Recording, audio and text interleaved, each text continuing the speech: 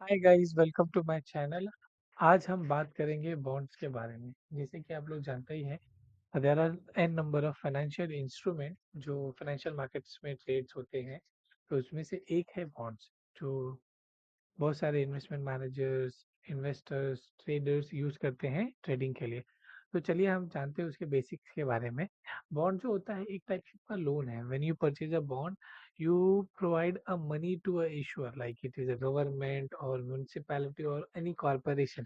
मतलब हम उनको लोन देते हैं, लाइक हम उनको पैसे दे रहे हैं और रिटर्न में हमको वो इंटरेस्ट पे करते हैं। तो it is a like of a loan. Okay, तो अगर आप देख सकते हैं इसमें जो इंटरेस्ट रिसीव होता है वो बेसिकली सेमी एनुअली और सम टाइम क्वार्टरली मिलता है। उसमें कूपन जो रेट होता है वो डिटरमाइन करता है आपका इंटरेस्ट पेमेंट्स के लिए। तो आई mean usually it is 6 monthly and annually जो पे आउट होता है। ओके, वाइल जो जो पार वैल्यू होता है बॉन्ड का वो फिक्स्ड होता है यूजुअली 100,000। वो उसका पार वैल्यू होता है यूजुअली। एंड ये जो उसका प्राइस होता है वो मार्केट के अगेंस्ट वो फ्लक्चुएट होता है। सो बॉन्ड प्राइस और यील्ड जो मूव होते हैं वो अपोजिट डायरेक्शन में होते हैं। जैसे इंटरेस्ट रेट राइज होता है तो प्राइस जो होता है बॉन्ड का वो गिर जाता है, और वाइस वर्सा अगर इंटरेस्ट रेट गिरता है तो प्राइस गिर जाता है। जो बॉन्ड टर्म्स होता है वो रिफर करता है लेंथ ऑफ उसका टाइम है, डेट, लाइक 4 साल के नीचे के बॉन्ड्स होते हैं उसको हम शॉर्ट टर्म बोलते हैं।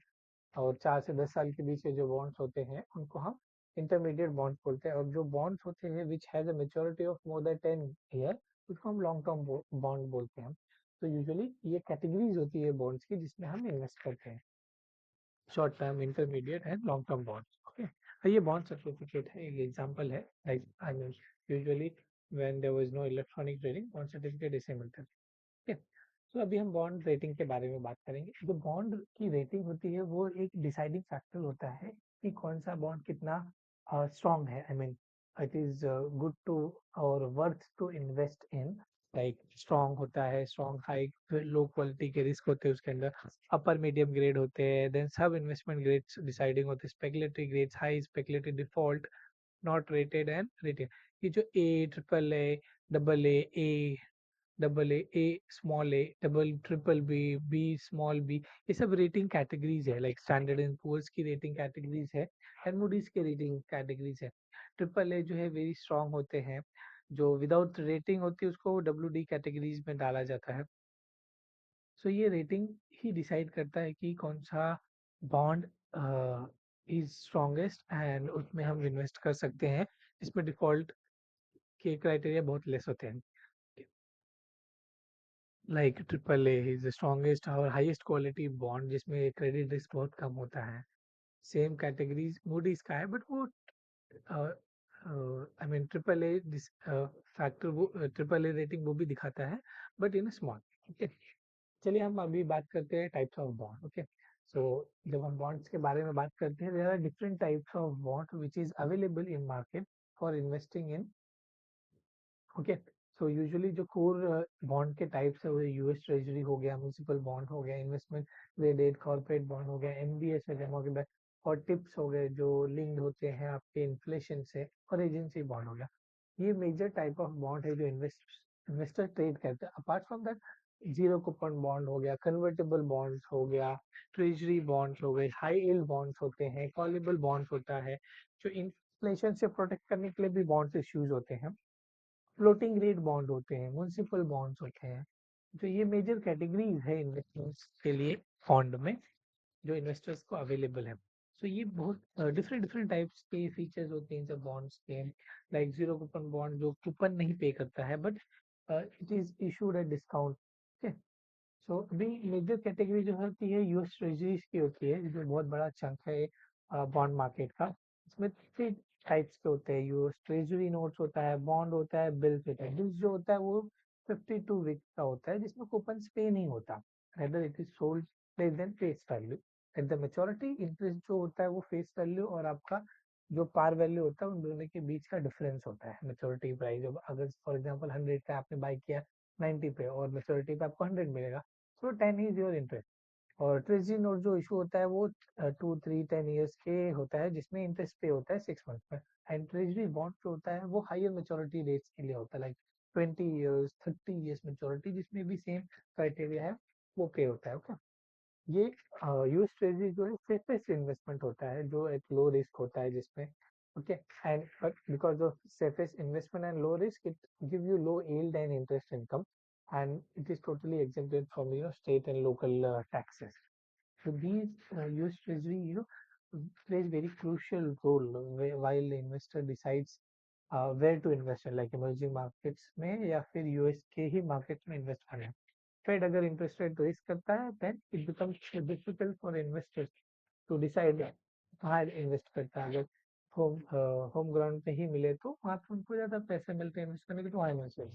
अनदर कैटेगरी है म्युनिसिपल बॉन्ड की, जो लोकल बॉडीज होती है, म्युनिसिपल कॉर्पोरेशन हो गए, लोकल बॉडीज हो गई, वो इश्यूज करते हैं, लाइक पब्लिक प्रोजेक्ट्स के लिए रोड हो गया या स्कूल्स बनाने होंगे, उसमें हो गया.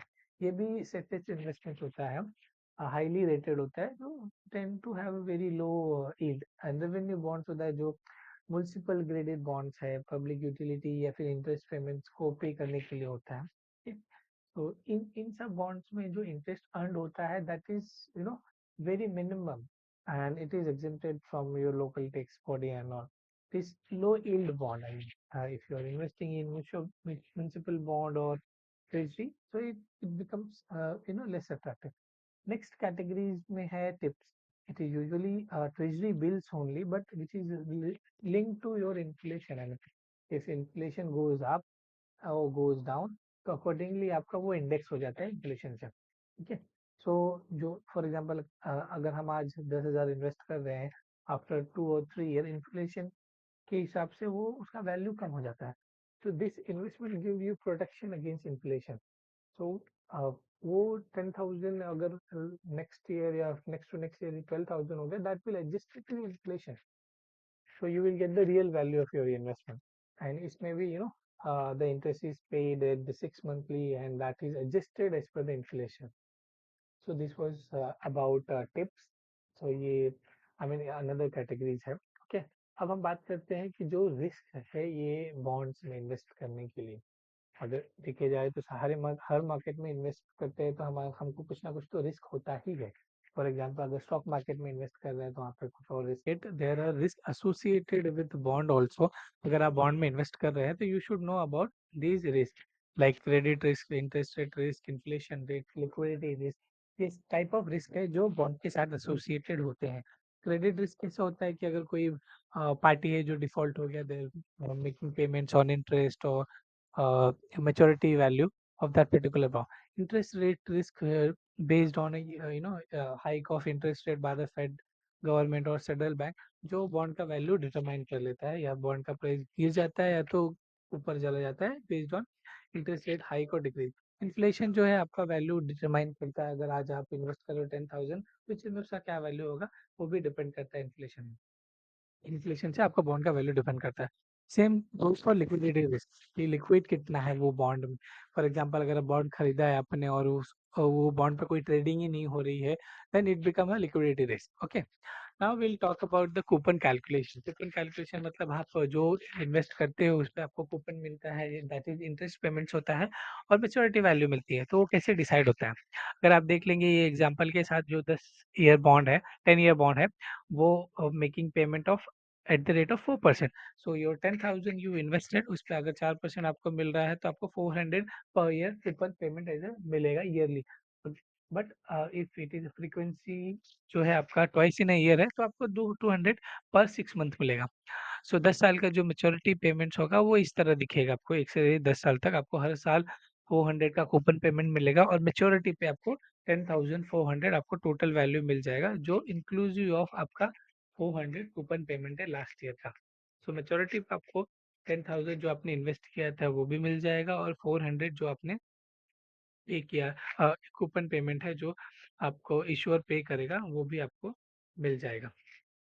ये सारे बॉन्ड कैलकुलेशंस के बारे में. तो there are other factor also जो हम बॉन्ड के कूपन पेमेंट के कैलकुलेशन के टाइम पे कंसिडर करते हैं, लाइक होल्डिंग पीरियड हो गया, कब से कब तक उन्होंने होल्ड किया है. फिर उसका डे काउंट कन्वेंशन हो गया, लाइक 30/360, एक्चुअल बाय एक्चुअल. ये डे काउंट कन्वेंशन होते हैं जो डिटरमाइन करता है आपका कूपन का इंटरेस्ट पेमेंट के लिए. So these are factors which you consider while bond coupons के लिए। सो बॉन्ड्स में इनके अलावा और भी कॉन्सेप्ट्स होते हैं। ओके, सो जो हम अपने अगले वीडियो में आपको एक्सप्लेन करेंगे।